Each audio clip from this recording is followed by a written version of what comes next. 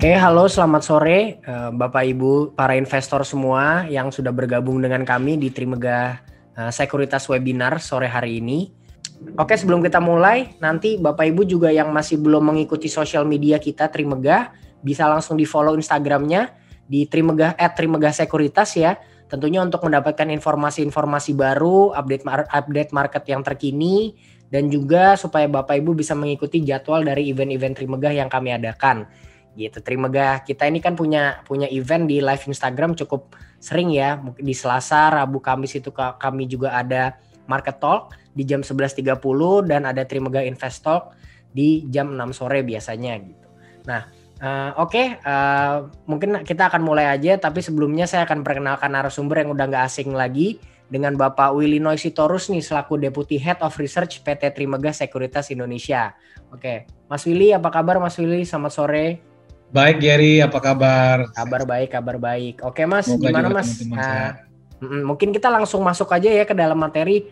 Mas Willy, kira-kira gimana sih peran Astra ini di dalam tren yang lagi berlangsung nih, yaitu mobil ramah lingkungan, entah hybrid ataupun electric car gitu. Oke, langsung aja Mas Willy.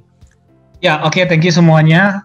Sorry for the wait ya, ini ada sedikit kendala. So, saya akan presentasi mengenai relevansi Astra di tengah tren mobil ramah lingkungan ya, gitu. Jadi, kenapa sebenarnya saya mau membahas topik ini? Karena sepertinya ini Astra itu lumayan cukup saham yang mungkin sedikit dilupakan oleh investor, karenanya bisnisnya mereka memang banyak istilah katanya itu di old economy ya. Kalau kita lihat kan mereka punya batu bara, mereka juga punya CPO, dan mereka juga distributor Toyota sama Daihatsu ya, itu mostly, dan itu kan memang mereka rajanya combustion engine in terms of dari sisi distribusi gitu. Jadi sebenarnya ini topik-topik yang kayak gini yang selalu saya mau angkat ya, karena saya pengen memberikan sebuah tren yang menurut saya akan terjadi nanti ke depannya, yang sepertinya para investor itu masih belum begitu aware atau ngeh ya. Ya, ini mungkin sedikit sedikit introduction ya, to refresh. Electric vehicle sales memang di 2015 di dunia itu masih sangat kecil. Di tahun 2020 itu sudah naik sekitar 3-5 kali lipat ya, selama 5 tahun, dan kita ekspektasi 2025 itu akan ada peningkatan ya. Itu kalau kita juga ngambil dari beberapa sources around, memang sepertinya arahnya itu akan menuju ke mobil listrik atau mobil yang rendah emisi. Dan ini juga sudah memang kelihatan target-targetnya itu di seluruh dunia, seperti kayak di Amerika, di Eropa, di Cina, di Norway, dan juga di negara-negara lain. Ya, next, sorry. Ya, ini juga mungkin sekedar data. Ini menunjukkan betapa seriusnya banyak perusahaan otomotif di dunia untuk menggodok mobil listrik atau mobil yang rendah emisi ya.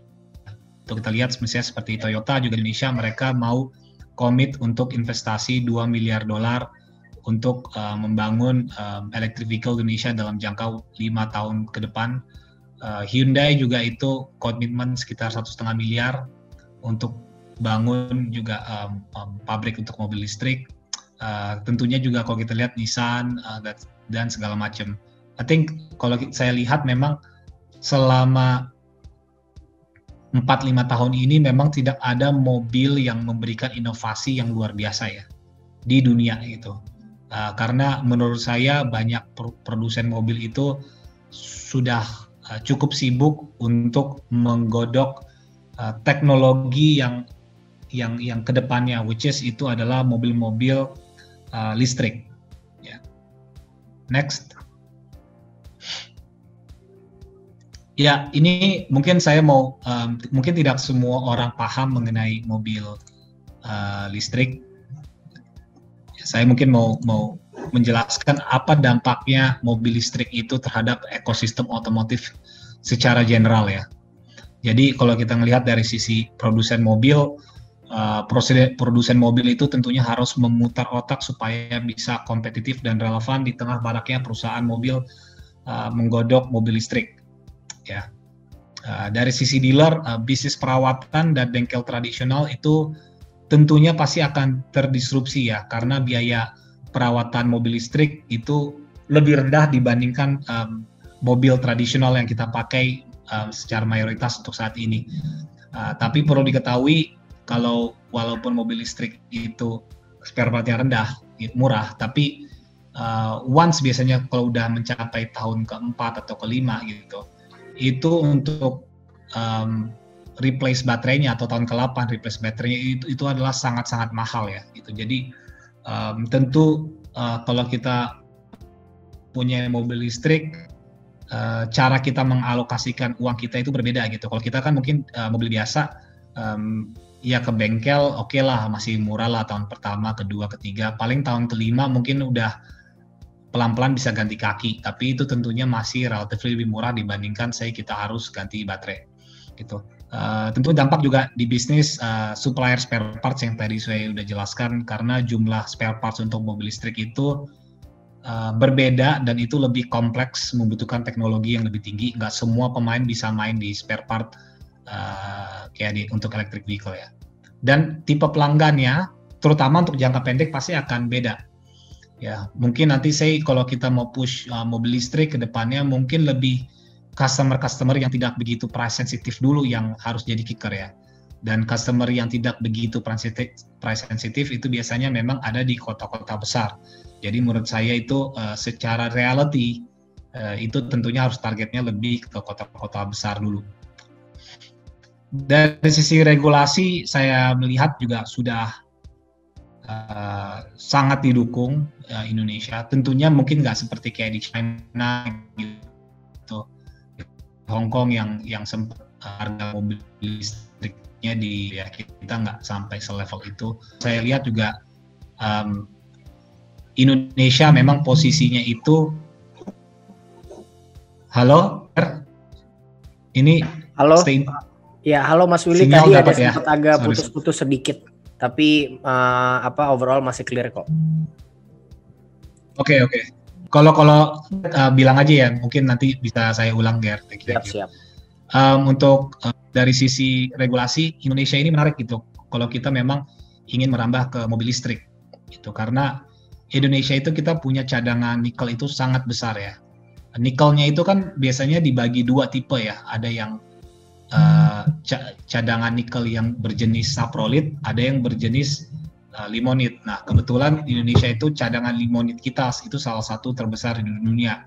Limonit ini memang digunakan untuk proses high leach, HPAL, dan itu akan bisa nanti dipakai buat salah satu komponen untuk mobil listrik.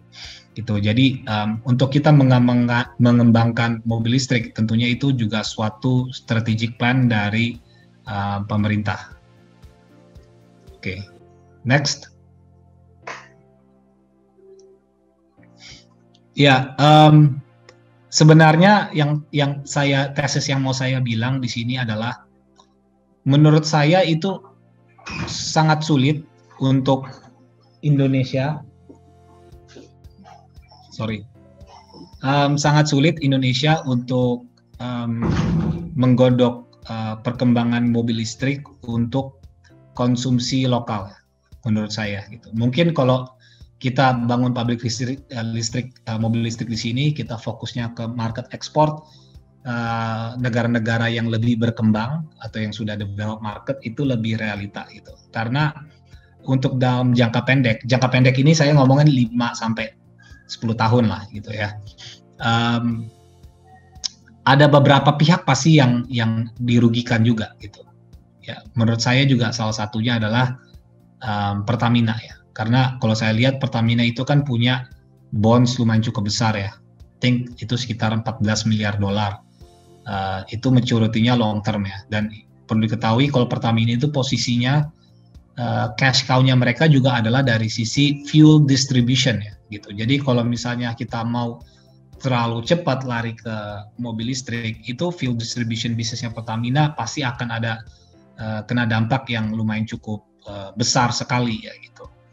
Ya, jadi itu harus dipikirkan secara matang dari sisi pemerintah menurut saya ya. Next. Ya, ini sebenarnya suatu hal yang mau saya tunjukin, perbedaan Indonesia sama Thailand ya.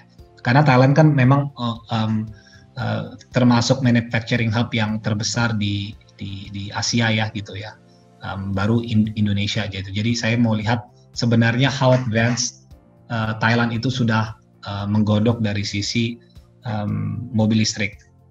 Kalau nggak salah itu Thailand kayaknya sudah memberikan regulasi insentif untuk mobil listrik itu sejak tahun 2016 ya. Tuh. Jadi kalau kita lihat, walaupun memang populasi mereka lebih dikit, penjualan mobilnya juga untuk lokal mungkin ya nggak begitu banyak beda sama Indonesia. Tapi jumlah electric vehicle charging stationnya itu sekitar 10 kali lipat dibandingkan Indonesia. Ya of course ini memang masih relatively low base, tapi salah satu alasannya karena memang regulasi plays a big role ya gitu. Regulasi itu plays a big role, dan kalau kita lihat di tahun 2018 sama 2019 itu low carbon vehicle sales ya. Low carbon vehicle sales itu maksudnya mobil listrik sama mobil hybrid ya, jadi semuanya digabung. Itu sudah kontribusi sekitar 3% dari total penjualan mobil di Thailand. Ya.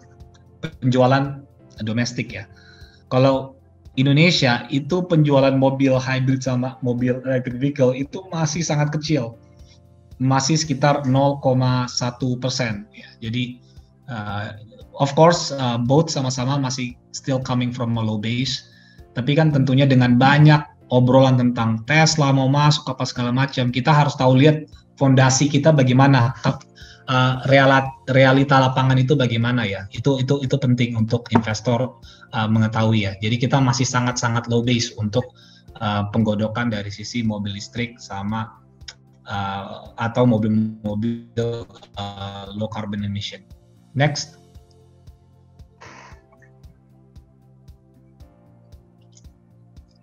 Ya, tentunya spare part industri yang seperti saya bilang itu akan sangat dipengaruhi, terutama kalau kita lihat kan kayak Astra ini sebenarnya kenapa sih bisa sukses ya, Toyota sama Daihatsu, kenapa mobil mereka bisa laris gitu? Sebenarnya simple, karena mereka itu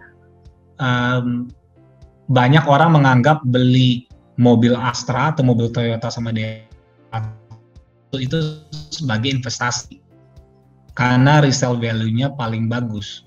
Nah, sebenarnya kenapa resale value mobil-mobil mereka itu bagus? Karena memang teknologinya itu dibikin sederhana, sudah mobilnya sudah, sorry ini unstable ya, internetnya ya. Sehingga pas nanti mobilnya umurnya udah tahun, ya masih udah kedengeran ya. Sehingga pas say mobil Toyota atau Daihatsu ini sudah berumur sekitar 5 tahun atau 6 tahun, mereka mau jual ke daerah, di daerah itu gampang ngurusinnya karena spare part-nya itu mungkin yang bukan authorized ya, atau yang mom and pop shops itu bisa ngerjain gitu. Karena mungkin banyak spare part yang KW yang mungkin harganya itu 70% lebih murah dibandingkan barang original tuh ada gitu. Sehingga demand untuk mobil-mobil kayak mereka itu untuk second hand marketnya itu sangatlah tinggi gitu. Karena tinggi ya otomatis resale value-nya nggak bisa turun amat dibandingkan mobil lain gitu. So that's the way the game is played gitu ya kan. Mau gimana pun kita harus tahu Astra itu megang around half of the market share in Indonesia gitu. Jadi memang DNA masyarakat itu melihat mobil itu memang sudah sangat banyak dipengaruhi oleh Astra, to be honest ya gitu.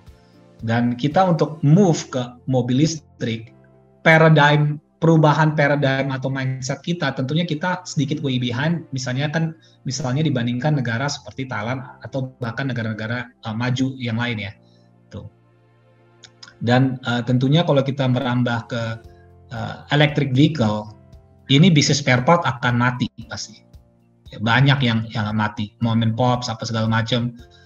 The gameplay is different, dan ini total industri ini sendiri tuh memperkerjakan sekitar 1,5 juta orang ya, which is itu lumayan cukup banyak sekali ya, karena pasti akan ada missing spare part components once kita merambah ke mobil listrik. Jadi secara sosial juga dan dampak ekonomi ini juga harus dipikirkan secara matang gitu. Jadi kenapa alasannya saya bullish dengan hybrid ya?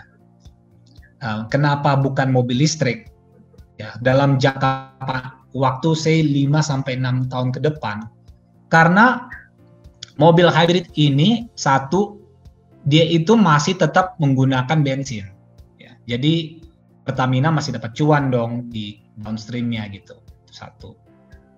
Terus kalau mobil hybrid ini tuh fuel consumption-nya itu mungkin bisa turun sekitar 40%.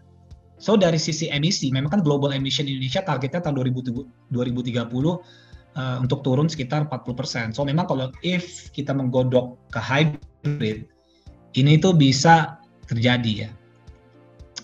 Dan kalau saya lihat juga hybrid ini kan memang masih belum digodok begitu serius gitu, karena mungkin fokusnya sekarang ini masih mobil gitu. Tapi kalau saya cek di Toyota Jepang punya CEO conference call itu di tahun kemarin, saya cek dia bilang kalau hybrid ini, mobil hybrid fokusnya nanti ke depan bukan hanya mobilnya ya, tapi adalah after sale service ya, supaya bagaimana orang mengenal hybrid dan jatuh cinta kepada produk-produk hybrid ya.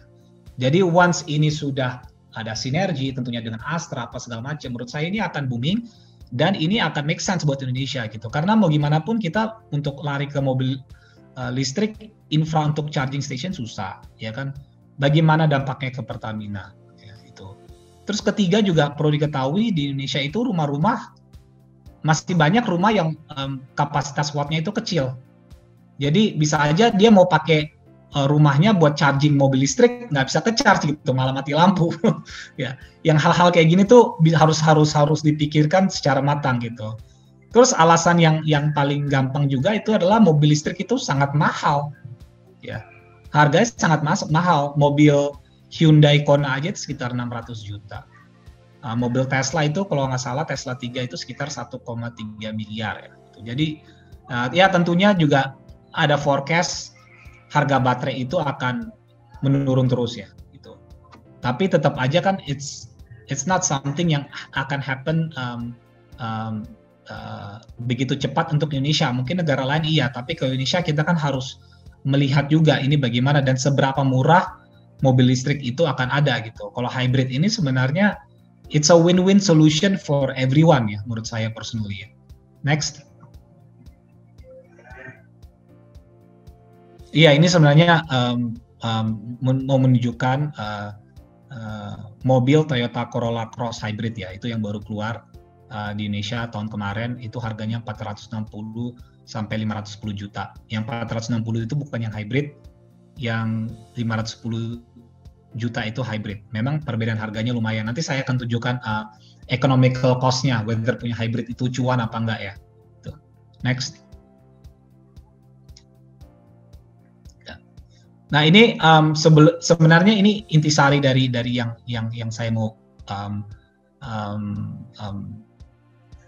sebutkan, tonjolkan untuk hari ini, itu adalah dari sisi regulasi teks.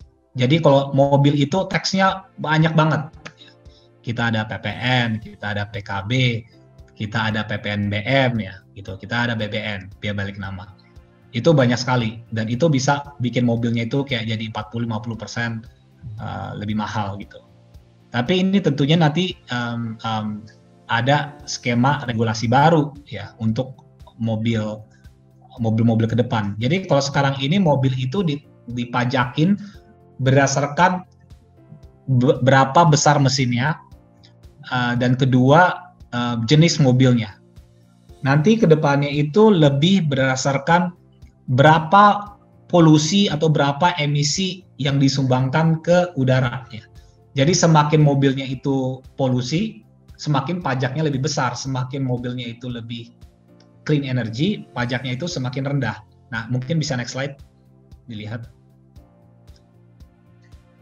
Ya, sorry, saya mau nunjukin ke slide sebelumnya dulu deh. Ya. Jadi enggak, next after that ya. Ya yang ini. Jadi misalnya kita contoh lihat ini mobil Avanza ya, itu kan cc-nya di bawah 500. Ya. itu luxury tax-nya sekarang itu di sekitar 10%. Ya. Ya. Itu bisa dilihat di sini 10%. Coba go to next slide ya.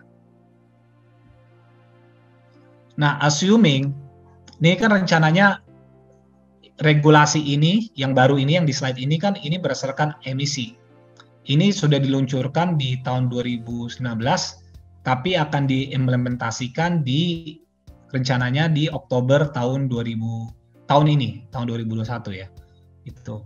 Dan ini akan memberi insentif ya, yang paling kelihatan itu adalah untuk mobil listrik dan mobil hybrid. Kita asumsikan saja misalnya kalau Avanza itu launching yang jenis hybrid gitu. Kita lihat saja, ini mobil hybrid ya. Yang 1500 cc.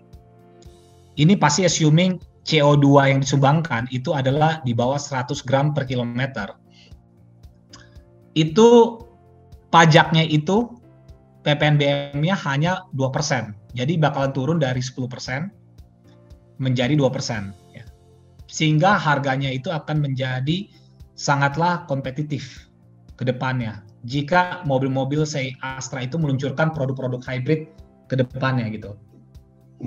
Jadi kalau misalnya kayak mobil di bawah 100 cc itu 2%, mobil listrik 0%, ya nggak banyak beda gitu kan. Mendingan hybrid aja gitu kan, harganya lebih murah, teknologinya oke, infranya nggak ribet-ribet amat, ya, itu bahasa gampangnya. Ya, jadi Astra memang sebagai pemain yang memegang setengah dari penjualan mobil Indonesia. Tentunya menurut saya suatu regulasi yang dibikin pemerintah itu tidak mungkin tidak ada koordinasi yang paralel sama perusahaan otomotif, terutama Astra ya. Jadi dengan ada regulasi yang saya lihat tadi yang akan diimplementasikan di second half tahun ini, menurut saya semestinya Astra itu sudah mempersiapkan mobil-mobil yang emisinya rendah supaya dia dapat benefit dari pajak yang rendah.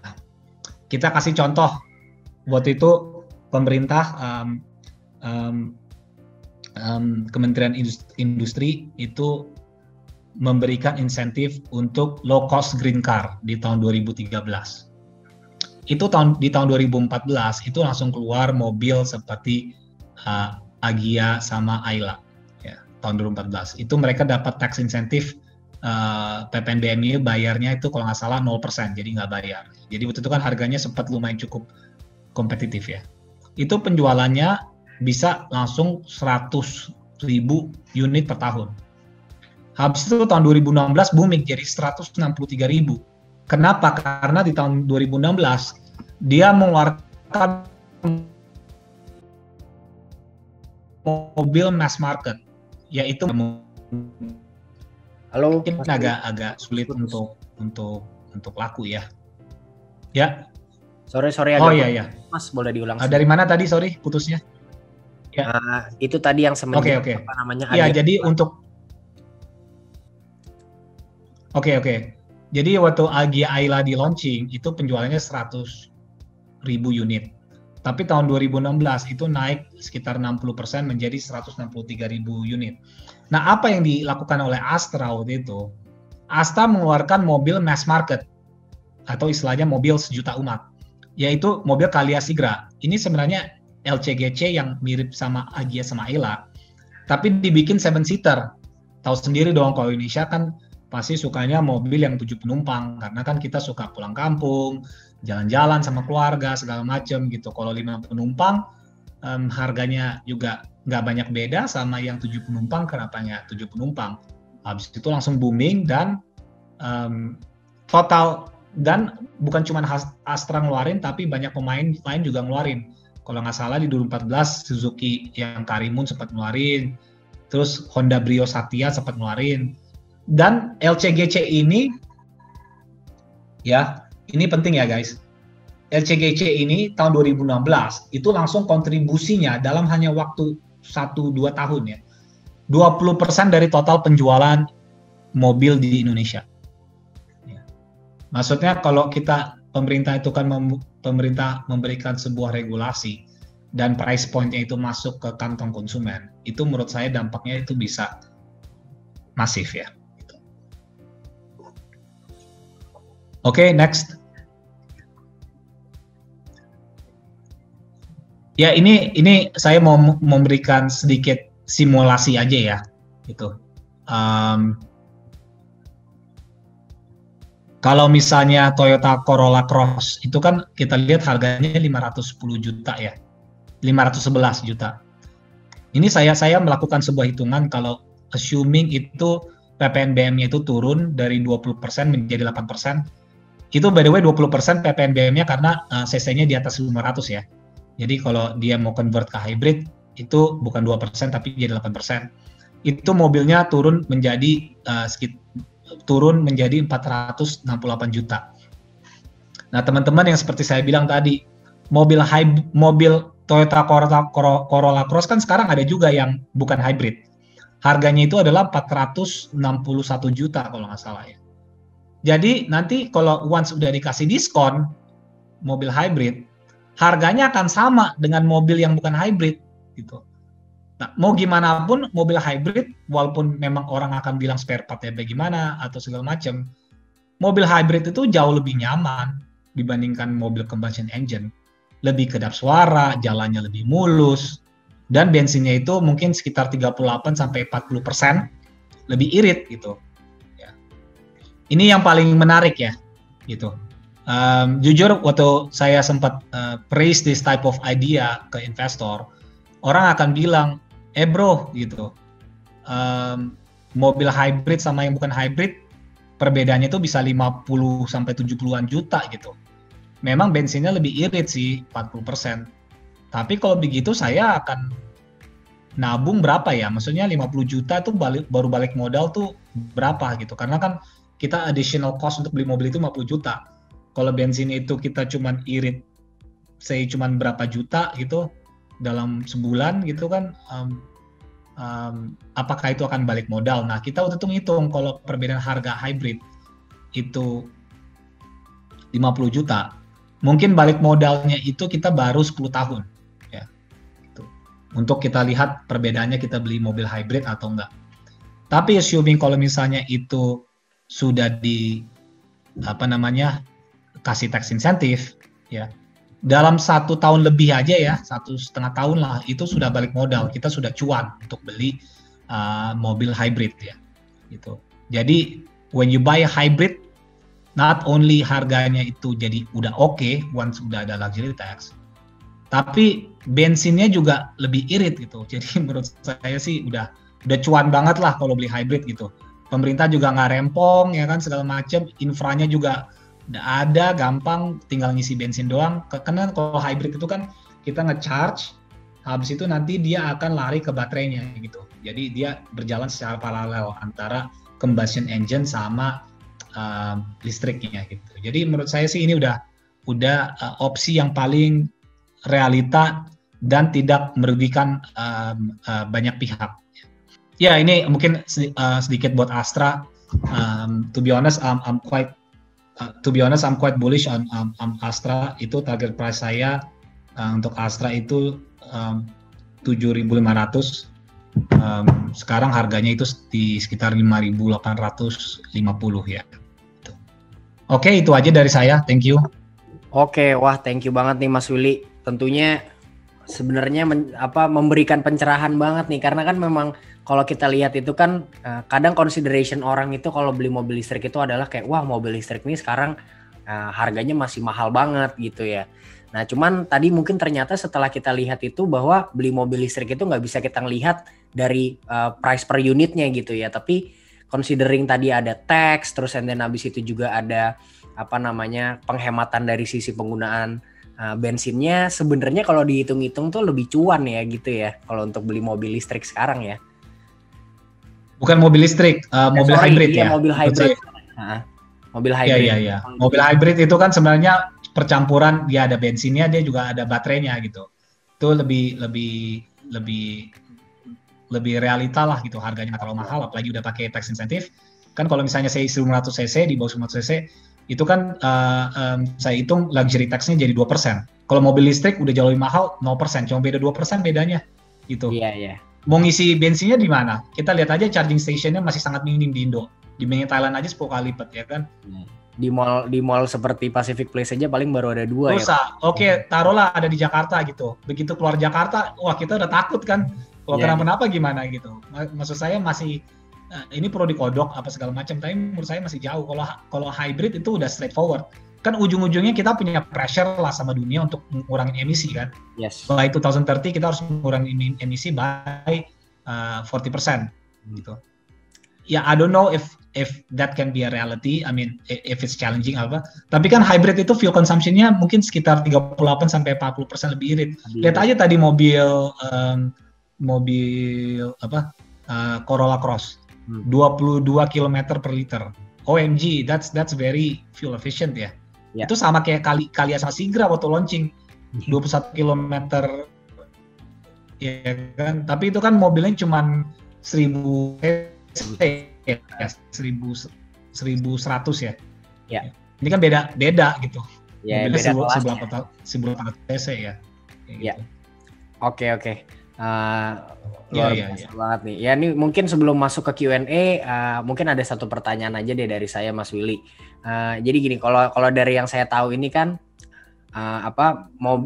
kalau untuk Astra-nya sendiri ya, kalau dari yang saya tahu adalah pada saat Astra nge-produce mobil-mobil yang lebih murah ya, kayak Avanza, Agya, Ayla itu kan, profit marginnya untuk Astra sendiri kan sepertinya lebih rendah ya daripada dia produce mobil-mobil yang levelnya seperti Fortuner, Alphard gitu. Nah, pada saat mobil-mobil yang ibaratnya dibilang kelasnya tuh kelas yang lebih murah ini akan dihybridkan, kira-kira untuk margin dari profit per unitnya Astra itu kira-kira akan gimana ya? Ya, perlu diketahui kalau Astra itu tidak bikin mobil ya. Gitu. Ya. Basically kan Astra itu distribute, mereka juga ada spare part, mereka ada bengkel segala macam. Itu kan mereka memang punya minority di Toyota itu sekitar 5% yang pabriknya itu. Gitu. Di Daihatsu juga ada gitu. Jadi sebenarnya mereka itu adalah distributor mobil gitu. Nah, biasanya kalau mobilnya itu nominalnya itu makin rendah, cuannya juga makin kecil. Setahu saya tuh, correct me if I'm wrong, waktu mereka launching Kalia Sigra, memang penjualannya bagus, tapi nggak make money gitu kan.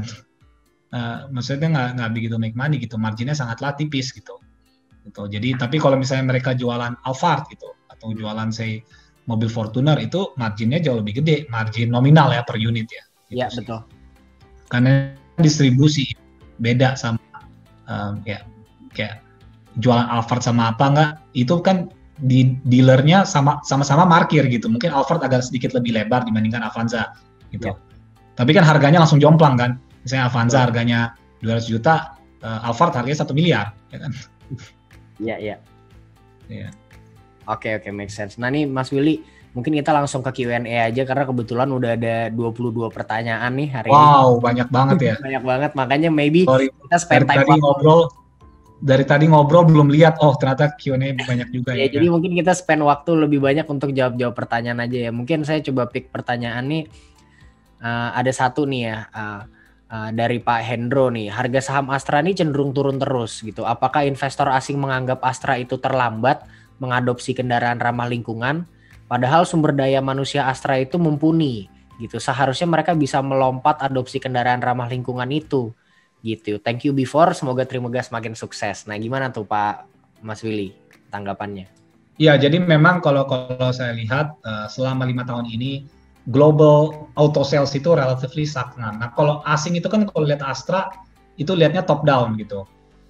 Selama beberapa tahun ini, wah pokoknya mobil combustion engine, mobil bensin itu kayaknya suram, orang mau lari ke mobil listrik. Wah, terlalu dominan di situ, udah jual aja sahamnya gitu, main cukup besar gitu. Ya.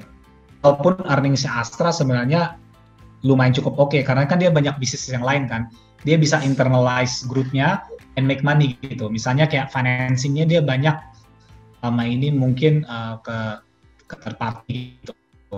Tapi ya udah pas during slowdown mereka lebih banyak support group gitu. Jadi sehingga profitnya masih lumayan. I mean Astra kan is like a conglomerate type of business ya. So there's always here and there gitu kan untuk save their earnings gitu. Jadi tapi kan if I'm a foreign investor gitu, I would look at Astra. It's an automotive company. Yes. Simply that. Automotive all around the world is not doing good.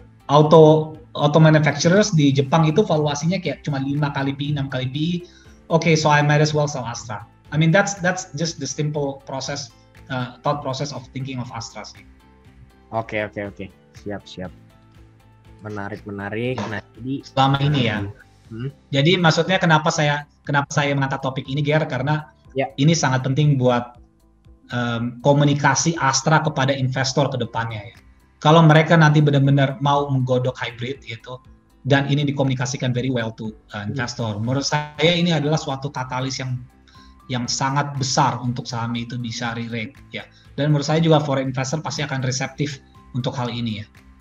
Ya, jadi ini actually dengan hybrid car ini sebenarnya adalah satu turnaround story lah ya untuk Astra yang mungkin masih belum dikonsider oleh investor-investor sekarang ya gitu. Ya, I mean Astra is a big cap kan. Maksudnya you never kayak Avanza mau launching berapa impact earnings? No, it's not impact earnings. You know, it's a matter of perception gitu Astra kan. Gitu. Are they slowly evolving towards new economy or not? Karena mau gimana pun bisnisnya mereka old economy kan, coal, CPO, combustion engine mobil, motor, ya kan. Yes. Jadi if they show some strategy on venturing into new economy, ya kan, and I can see that pattern, ya, I think it's a very strong reason for the company to re-rate ya nanti ke depannya. Oke. Bentar. Oke, berarti ini mungkin bisa sedikit menjelaskan pertanyaan dari Pak Zainal nih ya. Sebagai induk usaha, Astra ini kan bukan hanya sekedar otomotif. Bahkan anak usahanya dominan komoditi ya, seperti CPO, coal. Tadi yang Mas Willy udah sampaikan mungkin bisa dibilang sebagai old economy itu gitu. Nah, tapi kan harga Astra ini kan sekarang cenderung flat ya. Beda dengan big caps yang lain gitu. Nah, adakah ide atau ekspansi yang bisa membuat Astra bertumbuh tidak cyclical gitu, mengikuti komoditi jangka panjang untuk disimpan gitu. Menurut saya it will always be a cyclical play ya gitu. And it will always be seen as an automotive company. Yeah. The more they want to venture into this and that ya, itu the more itu justru akan hurt the company, karena kan mereka juga, setahu saya mereka ngerambah ke properti sama infrastruktur ya. Itu kontribusi dari total aset itu mungkin bisa lebih dari 10%, sekitar 13% kalau nggak salah, 13-15%. Tapi ke kontribusi ke net profit itu mungkin cuma 1%. Yeah. So it means ini benar-benar sangat menyakiti profitabilitas Astra selama ini gitu, bangun-bangun here and there. I'm not saying it's bad, enggak, karena kan mungkin selama ini Astra yang bikin jalanan macet, ya mereka punya tanggung jawab juga dong, bikin jalan tol segala macam kan, gitu. Cuman the communication on Astra itu harus clear menurut saya ya ke depannya. Mereka arahnya mau kayak gimana apa segala macam. Kalau mereka arahnya itu ke mobil hybrid, you know, people will look at Astra. This is a new economy type of stock, ya kan? This is a relevant stock. Ya. Under our current new economy. Tapi kalau kayak Astra, mau beli Astra kenapa? Karena dia punya property, dia punya infra, dia punya financing, dia punya Toyota Distribution, dia punya Daihatsu Distribution, punya CPO, punya coal, punya tambang emas.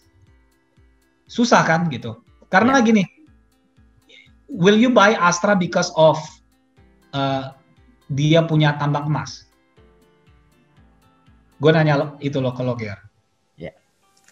Ya mungkin enggak juga sih. Mungkin enggak, karena tinggal prefer buy UNTR-nya aja gitu maybe. Yes. Langsung, ya kan? Karena you'd rather buy something that is closer to the asset, lebih dekat ke aset, ada UT-nya. Lo beli Astra karena CPO naik nggak? Enggak juga. Ya mungkin yes, lo beli Astra karena CPO naik itu akan menaikkan ekonomi di luar Jawa sehingga itu berdampak bagus buat Astra. Yes. Tapi itu terlalu indirect. Ya. Kalau CPO naik, you beli Astra Agrostari langsung gitu. Ya, mendingan Ali daripada gue consider ke Astranya. Yeah. Gitu kan. I mean, the more you get closer to the asset, the premium the valuation is gitu. Yes. That's why biasanya kalau conglomerate itu ada namanya istilah conglomerate discount gitu, because it's relatively far to the asset. Ya, oke. Ini interesting banget sih. Jadi memang berarti kalau kita emang as an investor kita mau masuk ke Astra itu sebenarnya yang we have to consider itu adalah bagaimana Astra bisa related dengan yang tadi Mas Willy bilang itu ya, new economy itu ya, which is itu adalah mobil hybridnya gitu ya. Yang time has proven kok. Maksudnya kita lihat aja. I remember ya, kalau nggak salah tahun 2016 Astra itu share price-nya sempat naik cukup very agresif ya. Ya. Tahun 2016. Sempat ke level 9.150 ya. Kalau nggak salah itu kayak di 2017 awal gitu. Itu kenapa? Karena memang kan tapering udah selesai nih 2013 sampai 2015. Habis itu ternyata China ekonominya not bad kan gitu. Ya. Artinya udah mulai ease, commodity mulai naik lagi gitu. Ekonomi di dunia udah mulai pick up. Astra benefit dari higher commodity prices. Tapi ada bottom up catalyst yang bagus. Mereka mengeluarkan mobil Calia Sigra di tahun 2016. Market share-nya mereka naik signifikan sampai 60%. Dan itu sahamnya re-rate gila-gilaan. Auto valuation-nya pernah di-value sekitar 20 kali PE. So at the end of the day, people will, when they look at Astra, they will look at automotive. Yes. Agree. Yeah. Oke, agree banget. Itu jadi satu poin yang penting juga nih buat Bapak Ibu di sini ya, buat itu tadi ya, bahwa kalau ngelihat Astra itu kita harus ngelihatnya itu ya, Astra itu mobil gitu. Jangan kita ngelihat terlalu melihat jauh ke diversification-nya gitu ya. Karena jujur aja gitu, mungkin Ger, saya kan udah jadi analis Astra udah sejak tahun 2015 ya. Ya. Dulu analisa bisnis yang lain kecil-kecil, detail-detail gitu. Tapi klien kok nggak ada yang peduli ya kan, ini kok nggak ada hubungannya sama share price gitu ya kan. Paling adalah sekali-sekali kalau misalnya dia melakukan divestment, ada spekulasi, Benelli dapat duit fresh cash gitu, adalah sekali here and there gitu. Tapi kok sahamnya long term trendnya di-rate terus gitu. Oh ternyata memang global trend, Astra itu nggak bisa terlepas dari global trends ya gitu. This is a rookie mistake I made, and now I already know how people see Astra ya as a stock ya. Oke, iya, very interesting banget nih. Oke, mungkin kita sekalian lanjut aja ke beberapa pertanyaan. Gila, banyak banget nih Mas Willy pertanyaannya, sekarang masih ada 32 pertanyaan. Berarti banyak banget nih. Oke nih. Iya. Dari Pak Franky nih, gimana? Apa yang akan Astra lakukan nih dalam persaingan mobil listrik atau hybrid lah ya kita bilang juga ya, secara globalnya gitu. Apakah dan apa yang bakal dilakukan juga di domestik Indonesia sendiri gitu, mengingat masyarakat rata-rata di Indonesia itu kan masih menengah ke bawah ya gitu. Kira-kira seberapa cepat sih mobil hybrid atau listrik ini bisa beradaptasi gitu melihat dari kondisi ini gitu? Oke, kita hitung aja lah gini. Saya kasih example ya Gary ya. Hyundai Kona tuh harganya sekarang 600 jutaan ya. Itu mobil listrik kan, itu paling murah lah. Yes. Nissan Leaf itu kan mungkin mau masuk Indonesia, di Jepangnya 400 juta, di sini mungkin nanti sekitar saya 500 jutaan. Nanti kalau udah luxury tax-nya jadi 15%, jadi 0%, saya kan sekarang mungkin sekitar di sekitar 10-an persen ya, gitu, jadi 0%. Itu kan ada tax komponen yang lain ya, jadi nggak turun sedalam itu gitu. Paling mobil turun roughly sekitar 10%. So mobil-mobilnya itu masih di atas 450 juta in general.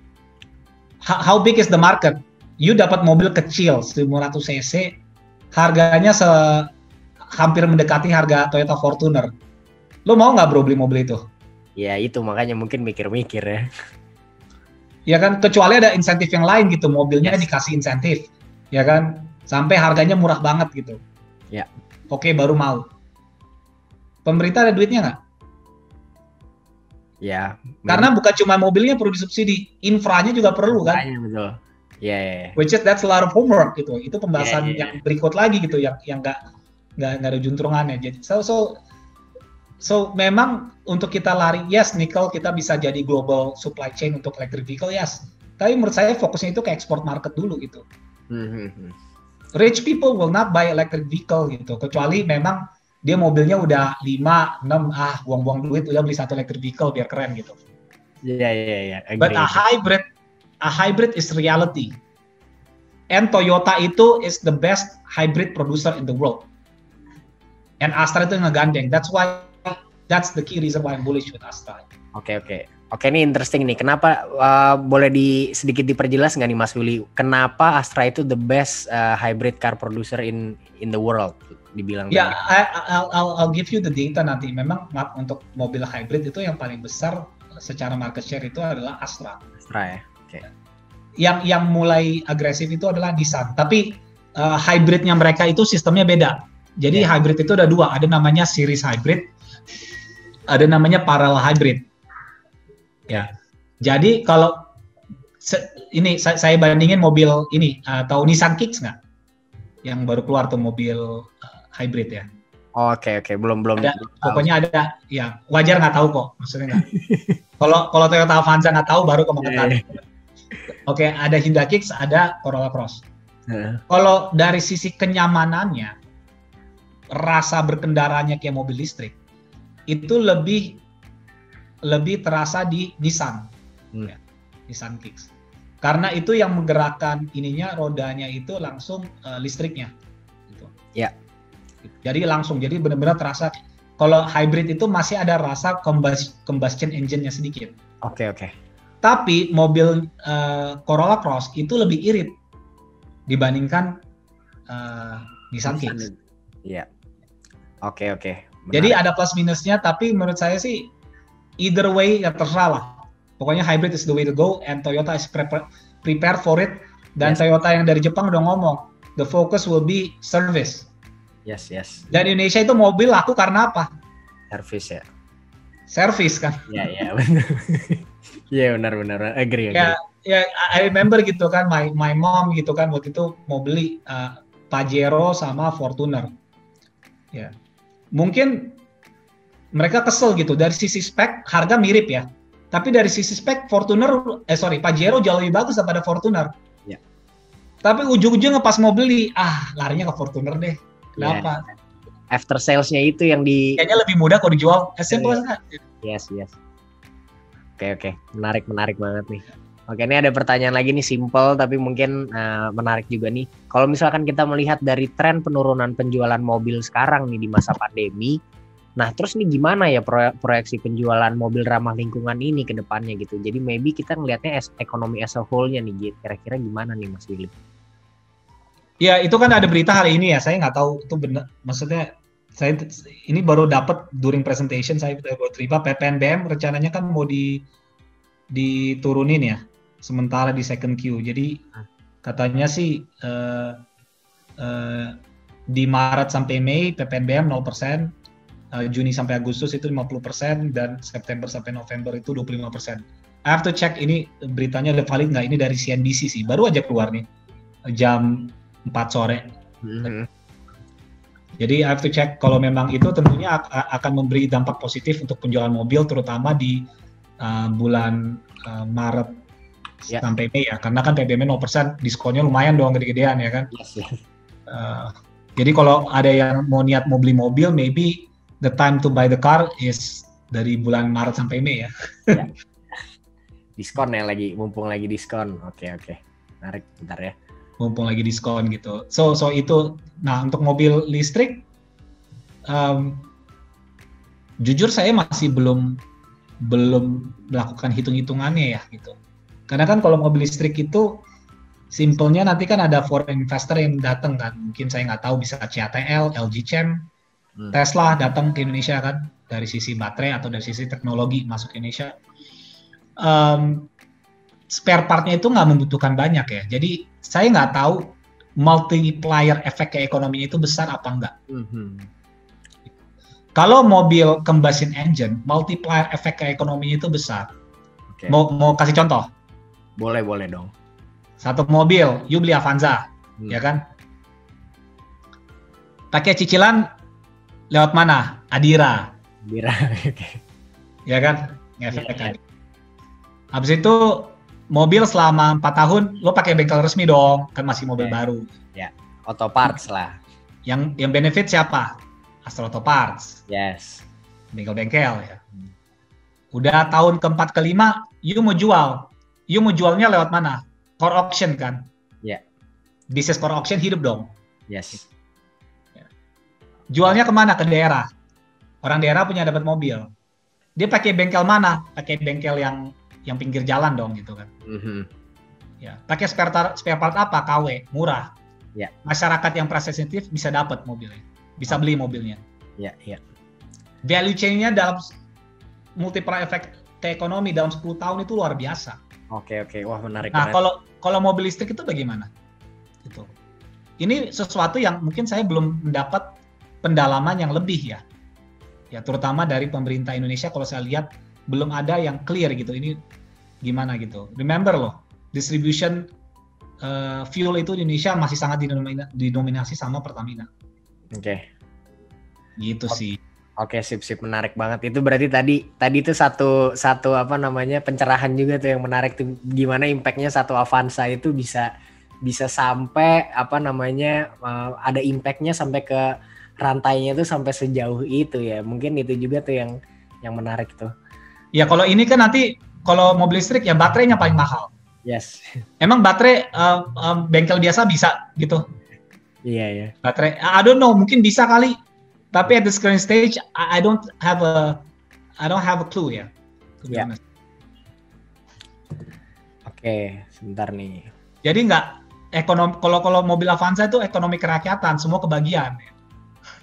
Yes, benar. Semua kebagian kue gitu. Oke, ini ada pertanyaan langsung directly nih. Selamat sore Pak Willinoy, saya mau bertanya nih.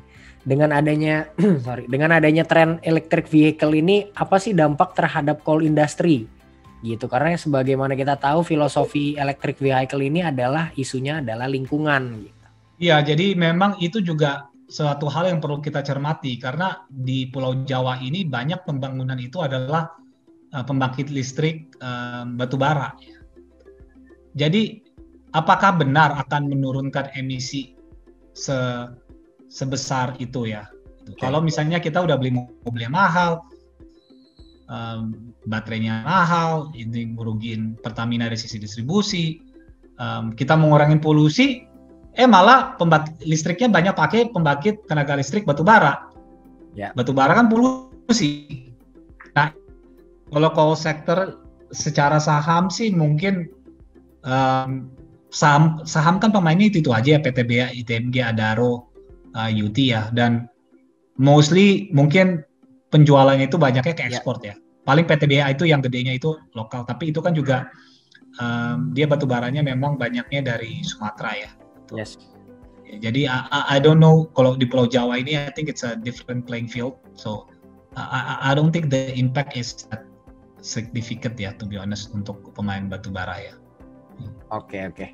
Sip, menarik. Oke, ini ada satu lagi nih dari Pak Prapto Wibowo nih, mungkin lebih ke statement ya instead of pertanyaan ini, tapi Mas Uli coba tanggapi ya. Kalau mesti sama-sama butuh investasi baik hybrid maupun elektrik, dan elektrik memerlukan investasi lebih mahal dari sisi jangka pendeknya, dari strategic direction bukankah mesti diambil decision to go elektrik segera ya daripada hybrid? Teknologi elektrik secara sudah tersedia, tinggal peningkatan economic of scale-nya menurunkan cost gitu. Kita mesti lakukan lompatan. Nah, ini gimana nih Mas Willy? Jadi kenapa setengah-setengah mungkin ya, kalau dari esensinya mungkin kenapa kita setengah-setengah, kenapa nggak langsung aja sih gitu? Ya nggak apa-apa, kita bikin di sini pabrik mobil electric vehicle nggak apa-apa gitu. Yeah. Silakan gitu, let's go ahead gitu. Tapi kan ya udah, kita juga akan buka kerannya untuk ekspor, why not gitu. Yeah. Kita dapat duit juga kan kalau kita ekspor gitu. Ya. Yeah. Oke. Memang kalau kita jual domestik maksudnya why do we have to go to mobil listrik? Kan hybrid juga udah bisa nurun fuel consumption, udah lumayan cukup drastik ya. Yes. Why do you have to go to mobil listrik? Tapi kalau memang mobil kita Indonesia punya strategic position untuk menjadi part of the global chain untuk electric vehicle, yes, I agree. Don't get me wrong, I agree gitu. Oke. Karena kan investasi akan masuk segala macam apa gitu. Ya. Tapi kalau kita langsung push electric vehicle untuk domestik, it will hurt the economy so much ya. Menurut saya nggak worth it. Mendingan kita fokus lebih banyak ke ekspor gitu. Kalaupun ke Indonesia ya mungkin kota-kota besar dan memang selektif lah gitu.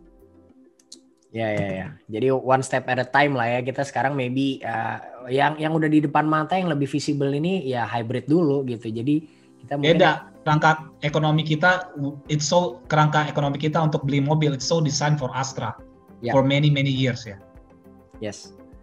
Oke, interesting. Nah, nih mungkin nih ada pertanyaan lagi nih yang berikutnya. Nah, Trimegah nih punya data nggak sih sekarang berapa banyak produksi atau penjualan mobil hybrid dibandingkan dengan yang tradisional? Ada sih. Tadi kan udah kasih data ya, tapi mungkin detailnya bisa nanti request nanti Gary bisa kasih ya. Gitu. Oke, jadi kita masih kecil banget lah, masih very small. 0.something%. 0.03 ya kalau nggak salah tadi. Kalau very small. Ini mungkin agak sedikit menyimpang nih ya. Mungkin menurut perkiraan Pak Willino ini dengan adanya mobil ramah lingkungan ini, saham mana yang bakal terdampak positif nih gitu? Apakah Astra atau Trio Nikelnya malah Antam, Tins dan Inco gitu. Wah. Ini investor zaman sekarang nih pembicaraannya selalu seputar itu ya, Antam, Tins, Inco ya. Sekarang tambah lagi Harum. Oke, ya intinya ya nickel is hot lah. Ya, tapi kita juga harus aware of fundamentals ya. Tapi memang untuk knowing the fundamentals of Antam is very hard kan. Karena mau gimana pun kan this company can be very big karena memang ini disupport pemerintah. Karena they are in a very strategic position untuk pengembangan nikel nanti ke depannya gitu ya. Jadi to see Antam secara replacement value is a bit trying to eliminate the big picture. Karena kan kalau kita lihat kayak Antam mungkin sekarang valuasi udah lebih dari 2 kali price to book value. Inco juga udah hampir 2 kali ya, potongnya dulu 2 kali. So you're missing out gitu. Memang kita harus ngelihatnya itu dari mungkin basicnya kalau saya lihat Antam itu adalah jumlah reserve nikel yang mereka punya ya. Ya. Jadi kalau saya cek jumlah nikel reserve yang ore-nya itu mungkin kan kalau saya nggak salah sekitar 30% itu limonite ya. Itu banyak buat mobil. Mungkin kalau dulu tuh nggak begitu di value sama investor. Tapi karena this is the future, they are given a strategic position and they do have the reserves. Ya. Those type of numbers itu bisa ke-reflect sekarang. Gitu. And if you put those numbers, memang harga sekarang itu it can be fundamentally justified. Menurut saya ya, buat Antam. Kalau untuk Inco, saya lihat free float-nya itu sudah mendekati 800 to 900 million dollars ya. Itu liquidity-nya juga oke, market cap-nya juga oke. So kalau misalnya dia sahamnya bisa naik another 5% and stable at that price, tidak menutup kemungkinan Inco itu mungkin nanti di bulan Mei bisa masuk MSCI. Dan liquidity-nya si Inco kan nggak segede Antam ya. Kalau Antam tuh kemarin masuk MSCI nggak ngaruh. Karena kan kalau masuk MSCI ada foreign flow masuk kan. Tapi Antam kan trading value per hari 2 triliun. Yes. Masuk juga nggak ngefek ke share price. Kalau si Inco kan mungkin trading value per day sih hari ini ya saya cek ya. Itu di 500 miliar. Mungkin masih ada dampaknya gitu terhadap share price gitu. Oke, jadi menarik juga nih untuk Inco. All it takes itu another 5% upside and then stable, ada possibility bisa masuk MSCI ya. Ini Bapak Ibu investor nih di sini pasti banyak. Jadi kalau dibilang Inco, Antam apa Astra menurut saya semua benefit lah. Tapi Astra menurut saya harus fokus di hybrid. Communication clear, fokus di hybrid. That's the reality. Inco, Antam they do their own thing gitu. Saya pengembangan baterai holding pertama dia do their thing ya. So semuanya jalan paralel aja gitu. Sip. Menarik. Ini kita langsung jawab pertanyaan terus ya. Banyak banget nih Mas Willy nih. Ini mungkin ada langsung nih dari pertanyaan yang pengalaman mungkin langsung dari pengguna mobil hybrid nih Mas Willy nih. Camry itu pernah ngeluarin mobil hybrid mode ya. Itu baterainya aja 40 juta sendiri. Digunakan kurang lebih 4 tahun gitu. Untuk technical problem seperti ini kan menjadi problem ya kalau teknologinya masih belum jauh beda katanya gitu. Gimana nih Mas Willy? Yes. Ya, makanya itu yang saya bilang tadi, the service has to be good ya. Ya. Gitu. Jadi memang saya betul-betul melakukan channel check sama junior saya gitu, ngecek baterai service itu gimana apa segala macam. Memang sekarang yang Corolla Cross Hybrid udah lumayan ya. Jadi dikasih kalau nggak salah ada 2 warranty. Satu warranty mobilnya sendiri, engine biasa, satu lagi warranty untuk baterainya sendiri. Oke. Gitu. Jadi itu paket-paket seperti itu oke. Tapi menurut saya sih masih belum nendang ya. Tuh, menurut saya nanti Astra kedepannya itu harus ngasih semacam kayak buyback guarantee atau enggak bisa ganti baterai tapi baterainya dicicil gitu. Nggak semua, kalau suruh ganti baterai 40 juta cash kan orang berat ya gitu. Jadi mungkin ada skema-skema nanti bisa beli baterainya nanti tahun ke-8, ke-7 dengan paket cicilan ringan kalau belinya dari dealer Auto 2000 misalnya. Ya. Kemarin ya tuh kan? kebetulan ya. Ini mungkin kebetulan kalau misalnya kita pakai bengkel resmi selama 5 tahun, begitu kita mau ganti baterai, kita dapat diskon 20%. Atau enggak kita dapat pinjaman untuk beli baterainya dengan bunga 0%. Something like that gitu. Yang harus dipikirin. Ya, these type of services. Dan ini tentunya kalau saya cek dari yang Toyota website Jepang itu, CEO-nya message, the focus will be on service ya. This will be the key point. And I believe Astra udah cukup pintar lah untuk mikirin ini ya ke depannya. Oke. Nah ini mungkin sedikit personal experience nih ya. Kemarin kebetulan baru ganti aki mobil pakai Astra Auto Parts gitu. Dan kebetulan for as long as saya ngecek mobilnya setiap 3 bulan sekali, itu akinya itu actually dalam 1,5 tahun dia akan ganti dengan yang baru dan itu gratis untuk diganti yang baru. Ya mungkin maybe arah-arahnya hybrid mungkin akan seperti itulah in terms of service ya. Tapi maksudnya maksudnya Astra itu apa namanya? Halo Ger, sorry sinyalnya putus. Halo Mas Willy? Iya. Ya itu maksudnya tadi kedengeran. Kita aja kemarin ganti aki mobil itu dari Astra Auto Parts itu kalau kita ngecek terus dalam 3 bulan itu dalam 1,5 tahun akinya akan diganti baru dan itu gratis gitu ya. Mungkin ada arah-arahnya mobil hybrid itu eventually akan dari service levelnya mungkin akan seperti itulah eventually nantinya ya. Ya ada lah Ki. Saya nggak tahu detailnya tapi menurut saya pasti harus kayak gitulah. Ya. Karena orang kalau beli hybrid pasti akan yang ditanya itu adalah baterainya ya. Oke.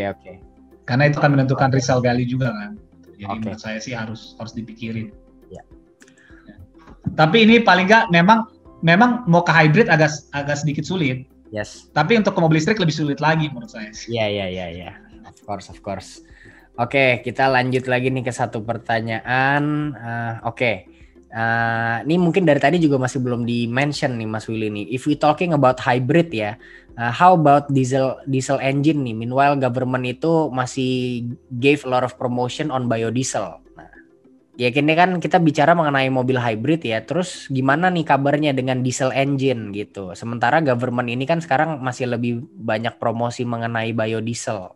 Ya, jadi kalau mobil commercial vehicle itu sekitar 20% dari penjualan total Indonesia. Maybe I can say around 50% of the commercial vehicle itu memang banyak menggunakan diesel ya. Jadi kalau menurut saya, mungkin saya kasih contoh gini. Tahu perusahaan Selamat Sempurna nggak? Ya, Selamat Sempurna itu adalah dia jualan filter ya. Filter. Dari sejak tahun 2010 sama 2011, mereka tahu ke depannya itu mobil itu akan menjadi ya nggak begitu menarik ya. Tapi dia percaya filter untuk mobil-mobil truk atau heavy duty vehicles ya, yang tentu itu bensinnya itu pakai diesel banyaknya itu masih akan menarik sampai kapanpun. Which means nanti mobil truk atau bisa saya bilang productive vehicle, kan mobil dibagi 2, ada namanya consumptive vehicle, mobil memang kita pakai buat pribadi, atau enggak mobil yang memang kita gunakan untuk ke proyek, untuk ke tambang, jalanan hancur, angkat-angkat barang, ya kan, segala macam. menurut saya ke depannya masih tetap akan menggunakan diesel, dan menurut saya itu tetap harus disupport sama pemerintah karena memang seperti saya bilang itu multiplier efeknya kelihatan. Ini akan bantu demand untuk CPO, dan CPO itu ini menyangkut hajat hidup 30 juta orang di Indonesia. Ya. Gitu. Jadi it's important for us to protect this gitu menurut saya. Tapi kan mobil konsumtif kayak di Jakarta apa, ya jangan pakai mobil diesel lah gitu. Ya kan kalau bisa. Kan Fortuner gini, sorry to say gitu. Fortuner sama Pajero itu kan sebenarnya mobil dipakai memang untuk mobil tempur gitu. Di jalan-jalan rusak apa segala macam gitu. Di Kalimantan ya. Tapi kenyataannya sekarang mobil Fortuner di Jakarta dipakainya buat apa? Buat gaya kan, buat ke kota, buat ke PP, buat ke CBD, buat ke mall gitu. Which is menurut saya itu nggak bisa kayak gitu ke depannya. If you talk to me as a regulator gitu, itu udah disalahpergunakan gitu. Jadi ke depannya itu harus yang low emission gitu. Tapi kalau untuk memang mobil ditambang, mobil proyek apa segala macam, itu nggak apa-apa, disupport, diesel disupport. Oke, mungkin kalau untuk kebanyakan orang di Jakarta itu, Jakarta masih dianggap medan tempur kali Mas Willy. Jalanan Jakarta jujur udah makin bagus, jauh banget dibandingkan saya sebelum tahun 2015 ya. Gitu. Oke nih, mungkin pertanyaannya sedikit basic nih ya. Mana sebenarnya yang akan lebih cepat recovery untuk penjualan Astra sendiri itu mobilnya atau motornya sih gitu? Lanjut. Enggak, mungkin tadi nambahin aja kan. Mungkin siapa tahu mungkin nanti ada motor hybrid juga kan maybe. Iya, kalau motor sih lebih make sense langsung ke motor listrik sih. Kalau menurut saya ya. Karena charging stationnya bisa di rumah sendiri. Karena kan kapasitasnya baterainya kecil ya. Jadi bisa di mana aja. Itu lebih resiko kebakaran, pembuangan limbahnya itu yang permasalahan di motor listrik tuh lebih di situ ya. Kalau untuk infranya menurut saya gampang karena mau dicolok ya nggak baterainya kecil ya, nggak beda sama mobil. Kalau ini pertanyaan yang sangat menarik sih sebenarnya, yang akan recover cepat itu two wheel atau four wheel ya. Kalau menurut saya sih two wheel itu nggak begitu, ada penurunan tapi mungkin penurunnya itu tidak separah mobil ya kan. Kalau saya lihat kan mobil seperti second itu turun dalam ya, karena memang mobil itu komponennya banyak memang untuk consumptive vehicle gitu. Yang productive vehicle misalnya kayak Avanza kan itu bisa konsumtif produktif, tapi itu demand-nya masih lumayan oke. Tapi misalnya kayak mobil Honda gitu, yang kayak CR-V itu ancur-ancuran karena memang itu mobil dalam kota dan orang lagi banyak WFH gitu sekarang. Atau enggak mungkin pergi juga limit. Jadi itu memang dampak ke consumptive vehicle itu lebih gede. Kalau motor kan say kita mau kerja, mau balik lagi, motor itu tetap compulsory ya gitu. Karena buat kerja apa segala macam. Kalau mobil kan ada alternatifnya public transportation juga kan. Kalau motor kan mungkin di daerah-daerah itu public transportation-nya nggak ada sehingga kita pakai motor. Jadi lebih necessity dibandingkan mobil ya. Itu terutama kita udah ngomongin di luar kota ya. Dan dari penjualannya juga turunnya nggak begitu dalam. So I would say assuming COVID-nya ini bisa ditangani dengan baik, vaksin itu udah mulai jalan. Ya sekarang sih vaksin masih 1,2 juta ya. Misalnya kalau bisa naik significantly, tentunya ekonomi itu akan recover. Menurut saya sih mobil ya yang paling recovery-nya paling cepat ya. Oke, Mas Willy, maybe satu last question mungkin. Mas Willy boleh deh nih untuk pertanyaan terakhir, mungkin ada nggak spesifik pertanyaan yang Mas Willy mau jawab dari beberapa pertanyaan yang ada nih, karena masih banyak banget ya. Jujur saya tadi nggak ngelihat Q&A-nya ya, soalnya wah banyaknya bukan main ini. Makanya nih maybe mungkin ini kita kasih waktu lah buat Mas Willy nih, mungkin mau pick one or two question lah terakhir nih yang kira-kira worth to answer yang mana nih, karena sorry banget nih Bapak Ibu ya kalau misalkan pertanyaannya masih belum bisa kita jawab semua karena banyak banget. Oke. Mungkin saya bisa menjawab pertanyaan ini. Ini ada pertanyaan yang PPNBM yang baru keluar impact-nya apa. Jadi kan memang ada news PPNBM di bulan Maret itu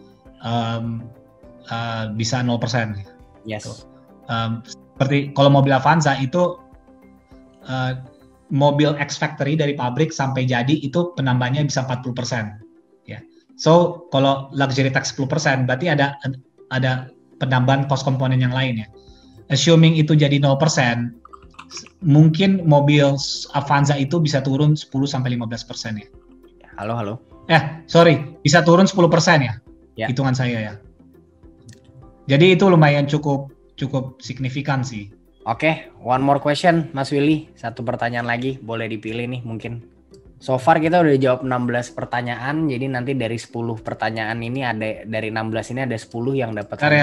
Saya lagi nyari pertanyaan yang belum saya jelasin tadi. Ini kayaknya udah lumayan cukup banyak yang udah dijelasin kan tadi. Benar-benar memang betul sih. Udah disinggung ya. Oke, ini ada penjualan mobil Astra di tahun 2020 turun drastis. Apakah dengan mobil hybrid cukup prospektif untuk menaikkan penjualan dalam jangka panjang? Menurut saya sih sentimennya itu akan outweigh the actual contribution to the company ya. Ya. Gitu.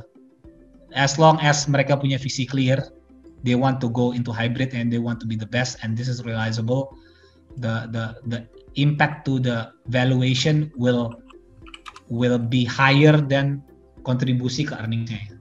Gitu. Karena jujur aja kontribusi ke earnings juga menurut saya nggak begitu besar gitu, karena gini aja deh, 4-wheel contribution mobil ya, kontribusi ke Astra itu cuma 25%.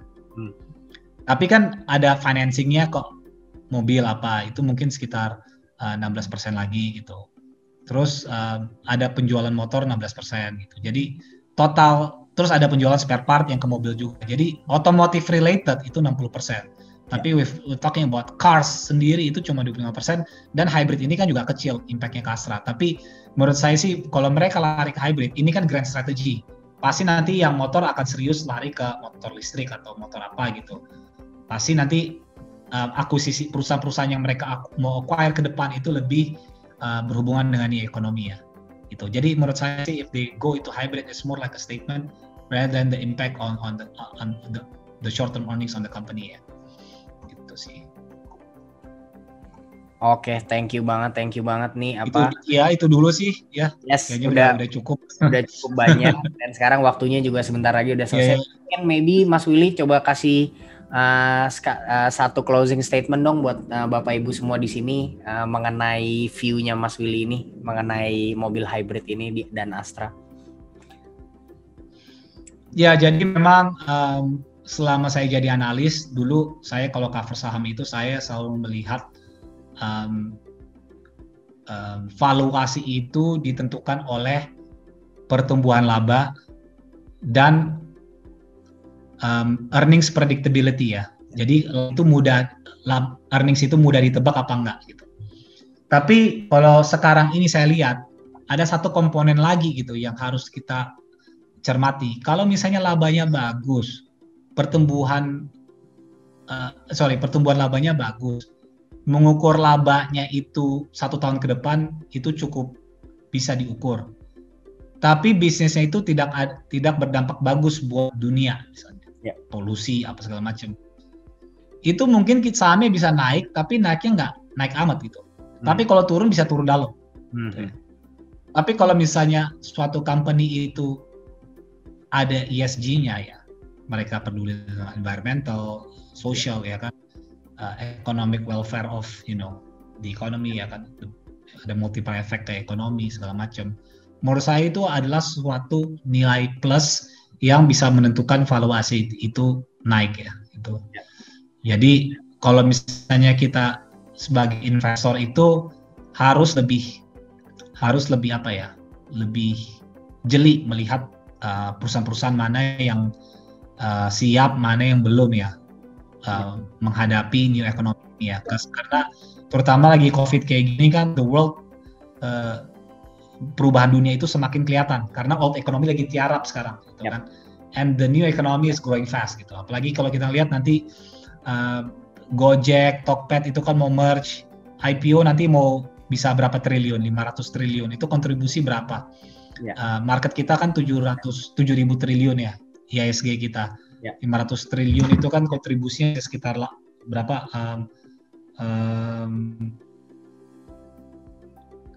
bisa sekitar 8% dari total IHSG ya. Dan bisa aja nanti ke depannya bisa aja habis Tokped, Gojek ini IPO, nanti ke depannya banyak perusahaan new economy akan IPO.